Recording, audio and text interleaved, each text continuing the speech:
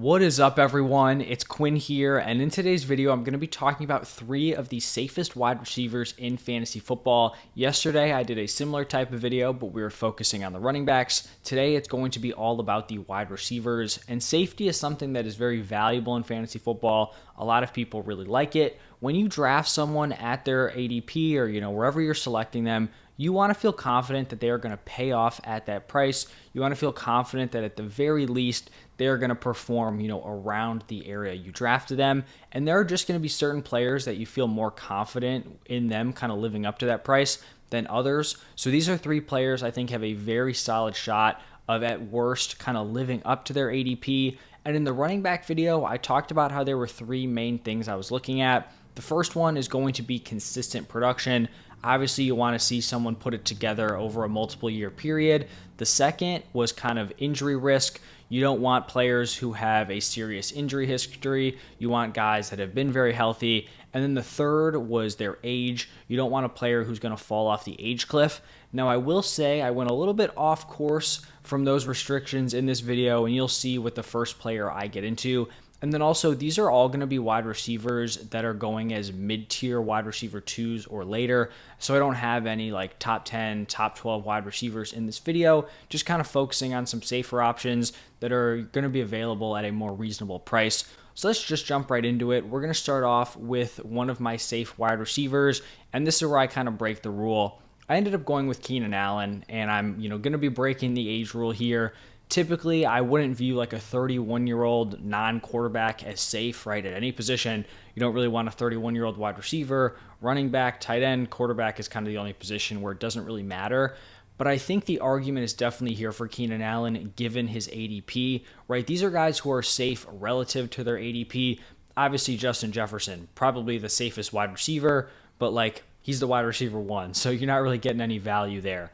But looking at Keenan Allen from 2015 to 2022, these are going to be his point per game finishes, excluding 2016, where he only played one game. So starting with 2015, he was the wide receiver 6, then the wide receiver 3, wide receiver 13, wide receiver 8, wide receiver 7, and then the past 2 seasons has been the wide receiver 11 in both of them. So his worst season since 2015 was a high-end wide receiver 2, where he was the wide receiver 13. And what's crazy about that season was when there was like this huge boom at wide receiver, and most other seasons that would have been like mid-tier wide receiver 1 production. He kind of just got unlucky, or everyone else just went crazy at the wide receiver position. And then over that same stretch, he's just been an absolute target monster. So 2015 averaged 11.1 targets per game, 2017 9.9, 2018 8.5, 2019 9.3, 2020 10.5, 2021 9.8, and then 2022 8.9.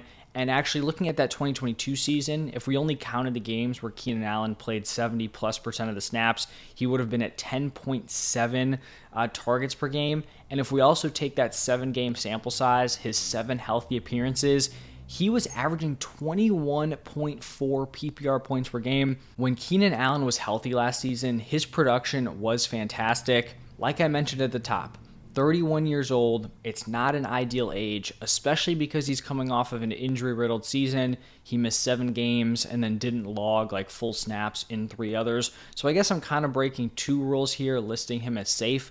But prior to last season, Keenan Allen had only missed 4 games in his previous 5 seasons, so it's not like it's been a pattern. And then when we look at his ADP of wide receiver 19, I feel like he's priced at a spot where even if he regresses, he's still going to pay off at this price, right? We were looking at his previous production, his worst season since 2015, he was a high-end wide receiver 2. You're now drafting him as a mid-tier wide receiver 2. So him regressing is pretty much already baked into this price.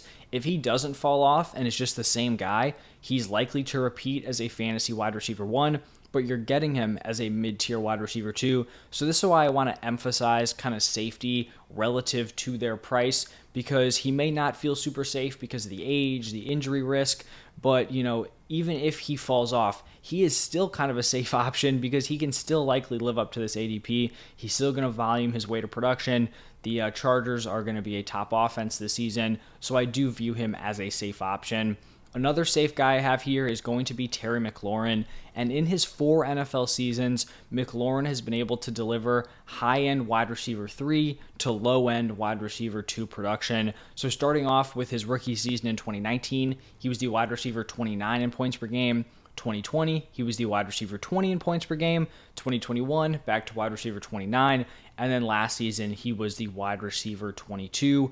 What makes that production even more impressive is just the lack of quarterback play around him, and then also the low touchdown numbers. It's not like he's given you that fringe wide receiver 2 production while playing with a stud quarterback. Since Terry McLaurin's rookie season, the highest passing volume season for Washington was having the 11th fewest passing yards per game. In terms of passing yards per game, that was their best season in Terry McLaurin's 4 years with Washington. Looking at his touchdown numbers, his highest touchdown season is 7, which was his rookie season. He has had 5 or fewer in each of the past 3 seasons. And so I'm not expecting like Sam Howell or Jacoby Brissett to come in, light it up, give Terry McLaurin this huge ceiling. But McLaurin is a guy who's proven where even if they do struggle, the quarterback play isn't great, the offense as a whole isn't great, he can still be a very consistent, safe, year-to-year fantasy option. But on the other hand, if somehow one of those quarterbacks ends up impressing, they overperform, then he has a great opportunity to just smash at his current ADP. Looking at the injury risk, he's only missed 3 total games in his career, and then he's gone out. He has logged back-to-back 17-game seasons. Age really isn't a concern here for Terry McLaurin. And with his current ADP of wide receiver 23, based on his previous 4 seasons, he feels like a very safe, like fringe wide receiver 2 option. Even if everything goes wrong around him, which we've seen throughout his career, he's someone who can still give you that, nice high-end wide receiver 3, low-end wide receiver 2 production. So I think a very safe guy who's going at like that, wide receiver 2, wide receiver 3 turn. And then moving into the third and final safe wide receiver, this is going to be the cheapest guy you can get, and it's going to be Chris Godwin. And he may not seem like a super safe wide receiver with the departure of Tom Brady, but he's currently priced at a mid-tier wide receiver 3, and at that price tag, I do believe he is very safe. Over the last 4 seasons, these are his point per game finishes. 2019, wide receiver 2, 2020, wide receiver 15, 2021, wide receiver 7, and then 2022, wide receiver 15. He's also been able to put together that production without ever hitting a double-digit touchdown season, so it's not even like he was a huge beneficiary of like these Tom Brady 40-plus touchdown seasons, right? Like it's not like he was smashing in the touchdown department. So obviously going from Brady to Baker or Trask, whoever gets the nod for the Bucs, it's definitely a significant downgrade, but I feel like Chris Godwin is he's much more quarterback proof than Mike Evans, whereas Evans really needs a capable quarterback to get the ball to him down the field, or at least someone like Jameis who's just going to say F it and, launch it to him. Chris Godwin is much more of a lower ADOT guy, which I think kind of fits much better with both Baker Mayfield and Kyle Trask compared to Mike Evans. So I still think Chris Godwin is going to be able to rack up, solid volume. He did suffer an ACL tear in 2021, which, kind of goes against the injury thing, but he's actually still only missed 12 games in his 6 NFL seasons, and heading into 2023, he'll be a full season removed from that ACL, and even coming back from that ACL, he was still the wide receiver 15, so I think he's in a solid spot recovered from that injury. I just think at this ADP, you're not going to find a wide receiver with the production of Chris Godwin, especially with the fact that he's still only 27 years old. It's not like he's had this production, but is expected to fall off.